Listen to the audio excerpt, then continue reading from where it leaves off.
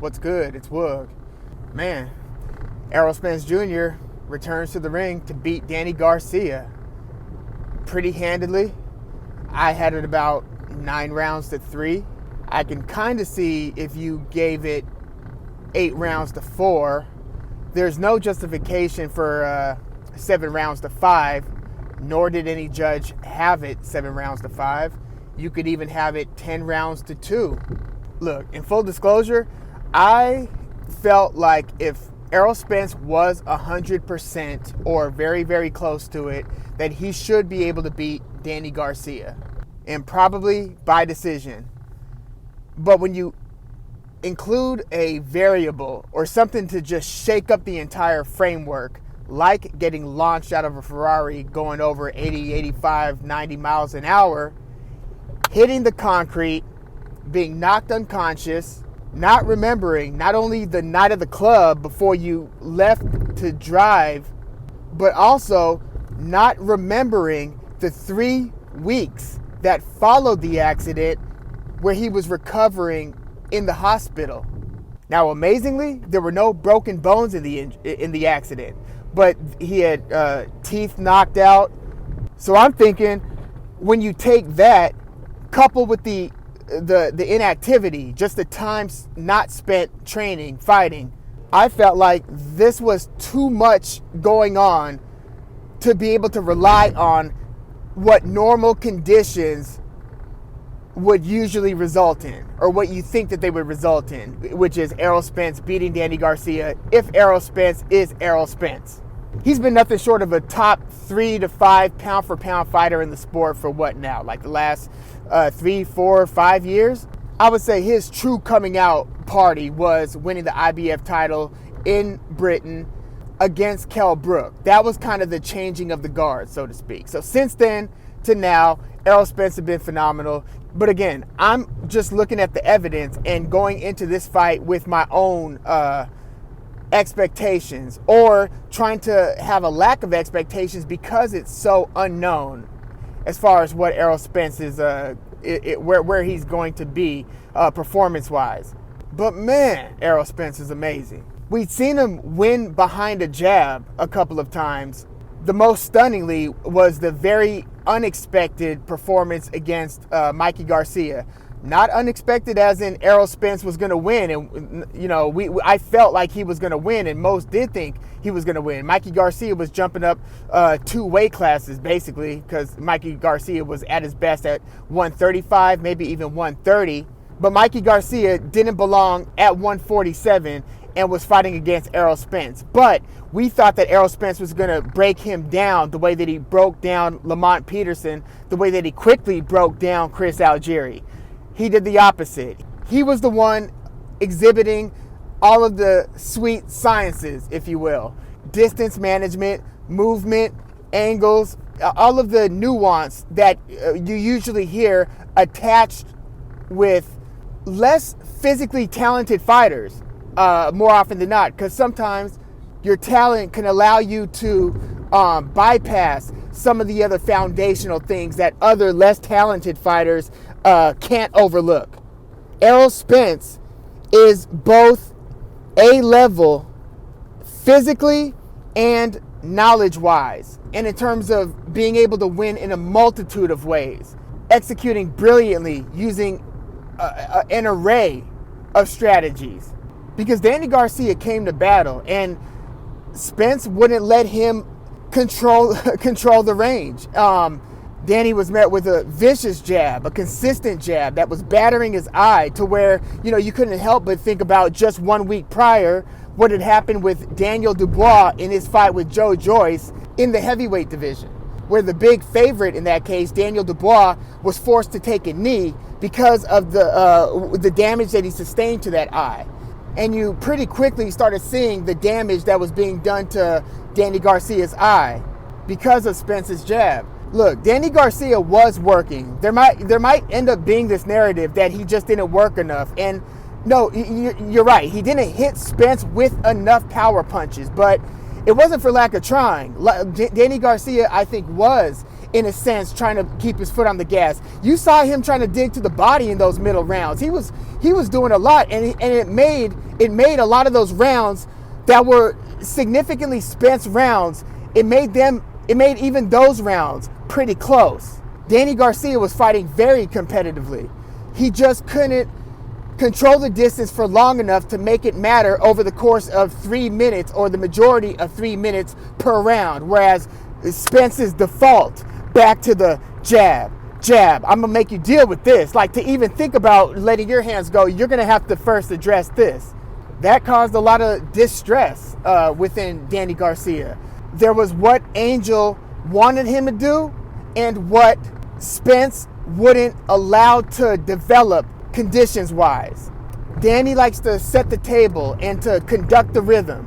Spence wouldn't allow him to do it. So it was hard in a lot of cases for Garcia to get out of first or second gear. But he was still trying to let his hands go, and he was letting it go to the body. Yes, he was turning over that right hand where he kind of shoots his knuckles inward as he's throwing the right. I guess you could call it a right hook. It's got his arm has a funny arch to it and a certain twist in the wrist. But Spence also often had his hands up and was just defending himself responsibly. I know he was hard on himself critically in terms of saying that he could have done more to be even more defensively responsible. But there were a lot of moments where Spence, showcased the dog within him and let his hands go and really brutalized Garcia to the body several times. But the fact that Garcia was able to get out of the fight and survive the 12 really does speak to his level of defensive acumen as well. You really can't discount that. Spence would have stopped a lot of people that night versus Danny with that level of output. And Spence had to walk through some fire too. Like, I saw Spence wearing a lot of Danny's work on his face, and Garcia was landing on him. And you could tell Spence kind of take a step back, not straight back, but at an angle, and then kind of have to reset because of some of the blows that he's taken from Garcia. So this wasn't a blowout, but it was a very commanding victory for Errol Spence. And Spence won this more convincingly than the other people I've seen beat Danny Garcia. Like, this one was pretty clear cut. There was no going into the scorecards wondering, like, I wonder if it's, how this one's going to be viewed. So a tremendous performance. One of those where you'll have to look at that as being one of the major notches on the belt when you kind of sum the fighter's career up in a couple paragraphs, in terms of what their biggest achievements and their greatest accomplishments, best performances were. His performance versus Garcia will and should stand up in among the few. Especially, again, given all of the question marks going into it. And just the thought that this guy was in this devastating accident a year ago. And he's beating not just any professional grade fighter, but Danny Garcia. I mean, wow. So the next question is, do we get any closer to Spence versus Crawford? I don't think we do.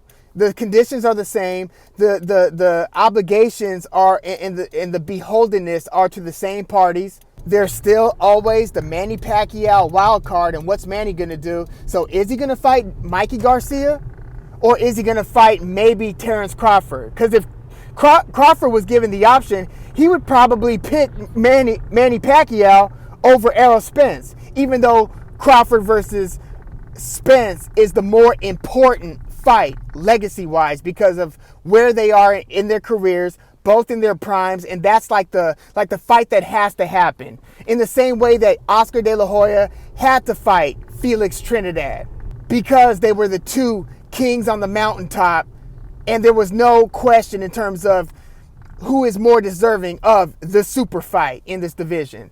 But Manny Pacquiao has been the biggest draw in the sport for the past 10 to 15 years out of everybody not named Floyd Mayweather.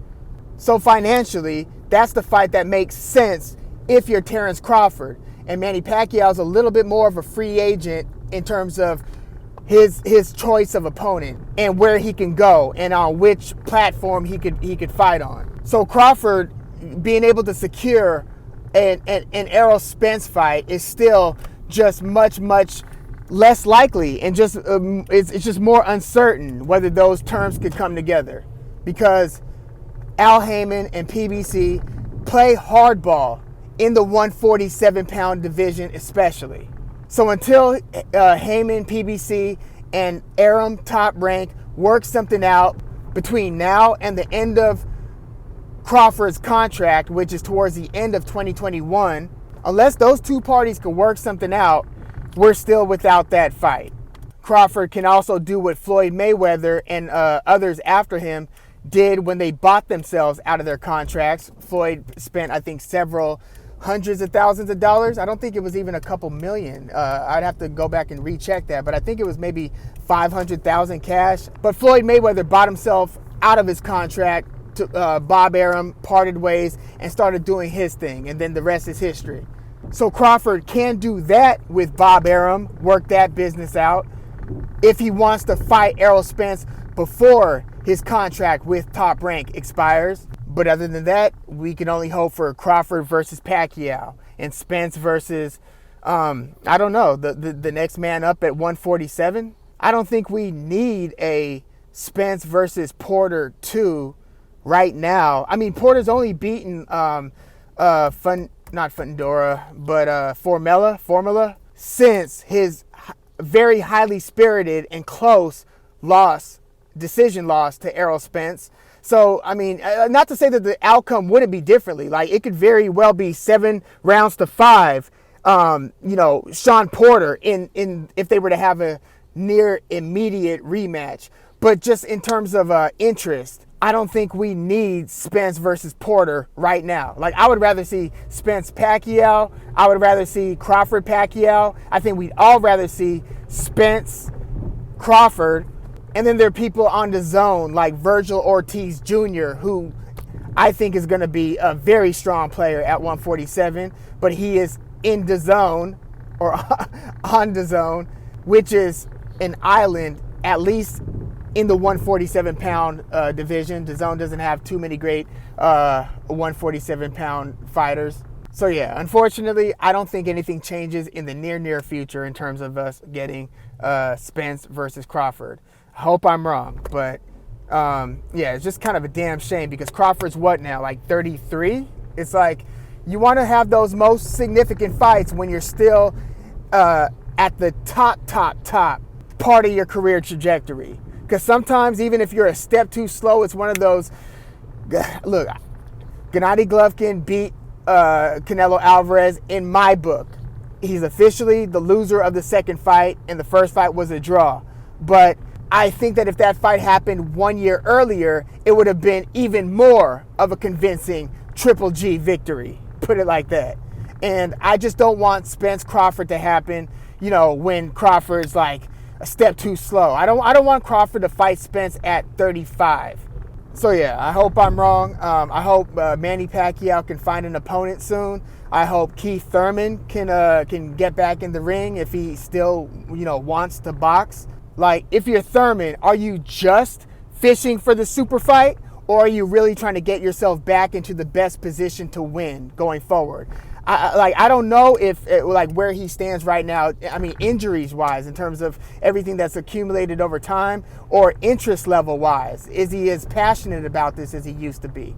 There are a lot of signs that indicate that he's not, but I'll give him the benefit of the doubt because I know that he has a warrior spirit. And he even showcased that in his latest fight against Manny Pacquiao.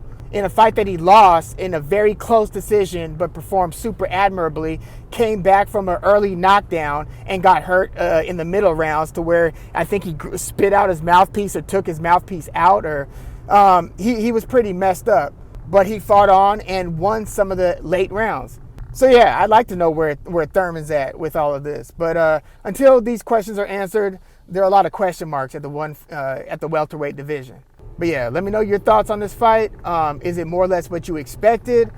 Did anybody overperform, underperform in your book? And what do you guys think the next likely fight is for Spence and for Crawford? Like, how likely is it that Spence Crawford is next for these guys? Please leave your comments in the comments, like the video, subscribe to the channel if you are into the fight talk. I'm Woog. Thanks for tuning in.